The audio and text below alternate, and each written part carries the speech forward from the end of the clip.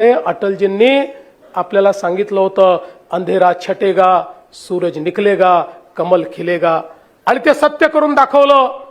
ज्या भारतीय जनता पक्षाचे केवळ 2 खासदार निवडून आले होते, तो भारतीय जनता पक्ष कधी थांबला नाही.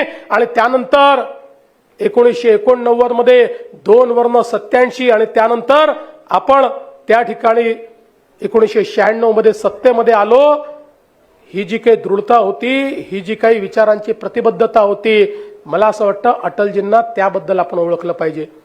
आणि म्हणून खरं तर आमची आता ही इच्छा आहे, याच मुंबईमध्ये अटलजींनी भारतीय जनता पक्षाचा जन्म या ठिकाणी घातलेला आहे. अटलजींच्या नेतृत्वात भारतीय जनता पक्ष जन्माला आलेला आहे. आणि जरी आम्ही अटल सेतू तयार केला असला तरी अटलजींचं एक उत्तम अशा प्रकारचं स्मारक या मुंबईमध्ये झालं पाहिजे, अशा प्रकारची आमची इच्छा आहे. आणि निश्चित पुढच्या काळामध्ये आपण ते देखील पूर्ण करू. आज या निमित्ताने जी सुरुवात अटलजींनी केली, आज आपल्याला पुन्हा एकदा या मुंबईच्या महानगरपालिकेमध्ये महायुतीची सत्ता आणून अंधेरा छटेगा, सूरज निकलेगा, कमल खिलेगा हे दाखवायचं. आम्ही कोणाला महापौर बनवण्याकरता या ठिकाणी ही लढाई लढत नाहीये. एखादा महापौर बनला नाही बनला याने काही फरक पडत नाही. आमची लढाई ही मुंबईकरांची लढाई आहे.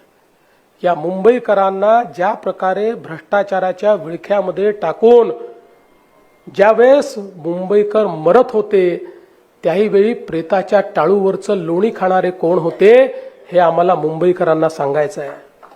ज्यावेळी मुंबईकरांना मदतीची आवश्यकता होती, त्यावेळी कोण लोक महालात बसले होते आणि कोणाचे लोक हे आम मुंबईकराला लुटत होते, त्याचा पर्दाफाश करण्याकरता या निवडणुकीमध्ये आम्ही उतरलो.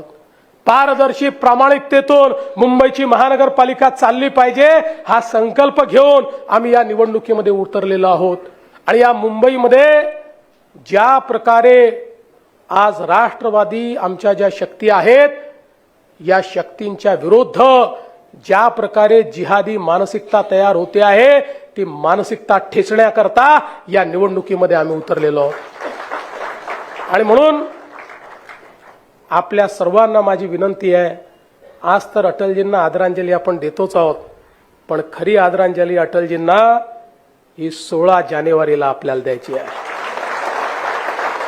जेव्हा 16 जानेवारीला महायुतीचा भगवा हा या महानगरपालिकेवर फडकेल, त्या दिवशी अटलजींना खरी श्रद्धांजली आम्ही देऊ. आणि त्याकरता आपल्या सर्वांना माझी विनंती आहे, निवडणुका आहेत, निवडणुकांमध्ये 227 जागा आहेत. आपला मित्रपक्ष शिवसेना आहे, आपण महायुती करणार आहोत. काही जागा ते लढतील, काही जागा आपण लढू. अनेकांच्या इच्छा असू शकतात, आकांक्षा असू शकतात, अपेक्षा असू शकतात.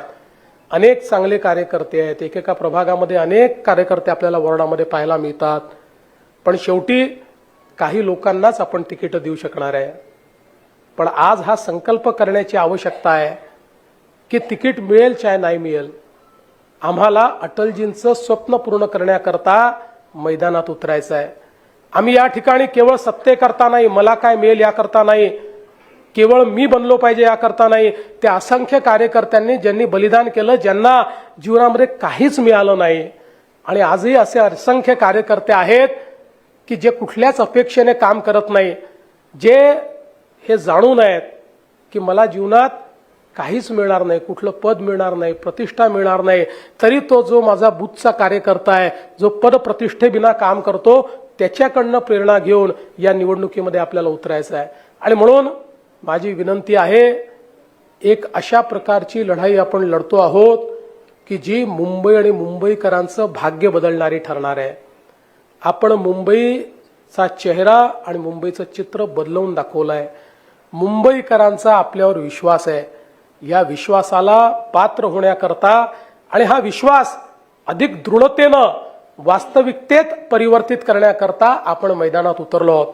आणि म्हणून एकसंघपणे या ठिकाणी कुठलेही किंतु परंतु न ठेवता कोणीही कोणाच्या बद्दल असूया न बाळगता ज्याला त्या ठिकाणी तिकीट मिळेल, आमचं चिन्ह हे कमळ आहे, आमचा उमेदवार हाही कमळ आहे, हा भाव आपण लक्षात ठेवून या निवडणुकीमध्ये उतरावं अशा प्रकारची आपल्याला विनंती करतो।